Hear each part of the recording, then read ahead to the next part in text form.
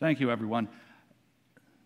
Cleared for approach, creating the world's busiest airport for 1 week. Most people think of the world's busiest airport, you'll think of someplace, O'Hare, Hartsfield in Atlanta, LaGuardia, Kennedy, Heathrow in London, someplace like that. But no, it's in Oshkosh. Oshkosh, Wisconsin, for 1 week a year, is absolutely the busiest airport in the world. And that, of course, makes the control tower the world's busiest control tower, a fact that they're very proud of, as a matter of fact, as shown this summer. But putting that all together, how does that work? Because this is a spot literally surrounded by cornfields many times as an airport. How does it become the busiest airport in the world? Well, it didn't start out like that. The first EAA Flyin'Experimental Aircraft Association, a small organization of people who love to build and restore their own airplanes, started back in Milwaukee, 1953. People got together. They were forming a flying club. And they decided to get together, have a fly-in, as part of a bigger event, the Wisconsin Air Pageant. Well, that first year, the EAA fly-in drew 21 airplanes, 150 people. On Saturday night, they all fit in the Miller Brewing Company hangar, and they had dinner. Can't do that now. Even when it came to Oshkosh in 1970, the EAA fly-in was very small. What you see here is maybe 1/8 of the grounds that are now used for that fly-in. 1/8. That's the amount of growth. How did that happen?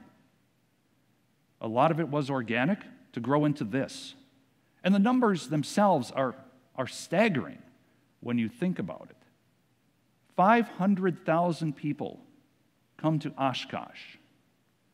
10,000 airplanes come to the area. There are more than 1,000 seminars, workshops, forums on everything from how to paint an airplane to what it's like to fly the space shuttle. All of those take place.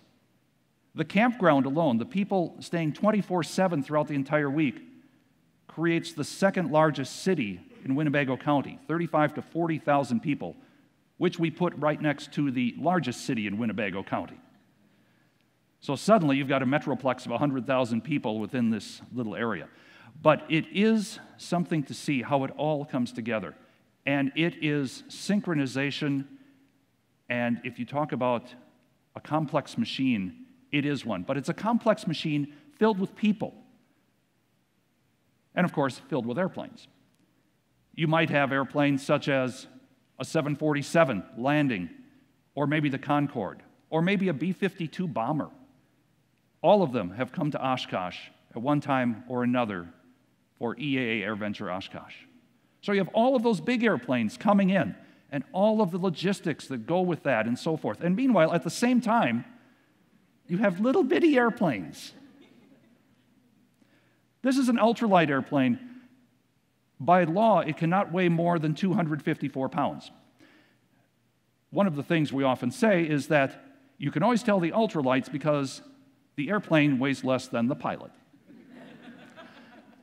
But you have to bring those airplanes in too. Now try this at O'Hare or LaGuardia or something else. Say, okay, we're going to bring in a 747, and then we're going to bring in an ultralight. You guys don't have a problem with that in the control tower, do you? It's okay. At Oshkosh, they don't have a problem with that. It's all synchronized. It's a glorious piece, again, of machinery all working together. But you have that. And along with those airplanes, the big ones and the little ones, every so often, let's just throw in a military airplane coming in at nearly supersonic speed. Bring that in and synchronize that. Or when the Thunderbirds or Blue Angels or the Snowbirds from the Canadian Forces come in, synchronize that with everything going on. One of the most interesting things, how it becomes the world's busiest airport, first of all, you have to stand with the numbers, and this is just for background. A typical day at O'Hare or Hartsfield, acknowledged as the two busiest airports in the world, there are about 2,500 operations. An aircraft operation is a takeoff or a landing. 2,500 of them, 24-hour day. That's a lot of air traffic. Now, take that at Oshkosh. The peak day is 3,100 aircraft movements in a 14-hour day because the airport is closed from 8 p.m. to 6 a.m. Throw in 3 to 4 hours of air show where not much is going on, and you've compressed most of the aircraft operations into a 10-hour day. And it looks something like this. That if you do the math, that means there's an aircraft landing or taking off every 10 to 15 seconds. We have 2 runways. We'll use the taxiway as an additional runway. And so now you have 3 runways going on at the same time. It's a situation that you don't have, not only in Oshkosh for most of the year, it's a situation that does not occur anyplace else in the world at any kind of private airport. So putting this all together is staggering. So there are some questions that come up. First of all, how is it done? Who would do it? And what can we learn from making it successful? Well, first of all, there's the paperwork. There's always paperwork. And this is part of what's called a notice to airmen. The Federal Aviation Administration puts it out, and it's required reading if you're coming to any aviation event, or if you're flying. You as a pilot must know all the pertinent information that goes along with making that flight. This is part of it. Most of the time, a NOTAM, let's say the president is traveling someplace, landing in an airport, the FAA will put out a NOTAM. And it will say in one page, this is what's happening, these are the times to be clear of the airport, and so forth. For Oshkosh, that NOTAM is 32 pages long. It tells you everything about flying around Chicago, Milwaukee, if you're coming from the west, if you're coming from the east, if you're flying an ultralight, if you're flying a bizjet, anything like that is part of the paperwork. And then you start to get into the people. These are what we call the pink shirts. These are the air traffic controllers. There are more than 55 of them that come and work the event. They are the best of the best. It's an all-star crew. They come out and say, I'd love to work Oshkosh. Well, your name goes into the bin. The supervisors from around the country pick the best ones. This is an all-star crew. We'll put as many as 8 in the tower cab at one point, up on top of the control tower, keeping track of things, and others about 20 miles outside of Oshkosh. And then about 7 miles outside Oshkosh, there's a little bitty town called Fisk. Some of you may know it. It's mostly what many little small Wisconsin burgs are. There's a church, and there's a bar. And there's a railroad track running between it. And there they park a trailer. And this is part of, you have all the high-tech information, but it's still low-tech. They come out, and there are 3 guys standing on the trailer. They have binoculars. They are air traffic controllers. They will see the airplanes coming. And they will say, okay, blue and white Cessna, if you hear us, rock your wings. The wings get rocked. Okay, I need you to follow the white Piper there. You're in. Get to the approach. The tower will talk to you as you approach the airport. Amazingly low-tech, high-tech combined at one point, but the key element is people. So you have an all-star crew of air traffic controllers. But there are other people. There are more than 5,000 of them, and this is the real magic of creating the world's busiest airport for 1 week comes in. It comes in the volunteers that come to work. And why do they come to work? Well, it's a passion. For the people who do it, flying is not just something that they do. It's something that they are. And they want to share that and put that together. And they come from all over the world, across the country, to be part of it. And that means doing some things maybe they wouldn't do in real life. For instance, pulling a Vietnam-era jet down the taxiway to go park it somewhere. Now, these volunteers might just be something that you see, they do something else. They might be an accountant, an attorney, a machinist, whatever it happens to be. But for this, aviation is their passion. And that's a key word about it.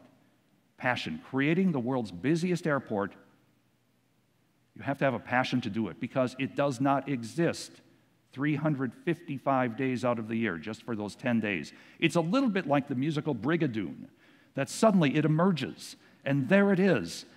for a week, and then it disappears for another whole year. So the passion brings the people in. There's also a key element, too. It's called the power of us. What can we do together that we can't do separately? Maybe that's parking an airplane, helping that pilot who's just come from 1,000 miles away, and putting that airplane in, saying, "Welcome to Oshkosh. We're glad you're here. Come join us." The great thing for aviators is much of the year, we spend our time talking to people about why we like to fly, why we'll put more into the airplane than we do in our house, the insurance cost, everything else that we do to do those kind of things. The great thing at Oshkosh, at the world's busiest airport for 1 week, is everybody speaks the language. You don't have to explain. The power of us starts to come together. But the world's busiest airport also becomes much like many other airports do. It has to have all the amenities that those airports have. You have to have trash collection.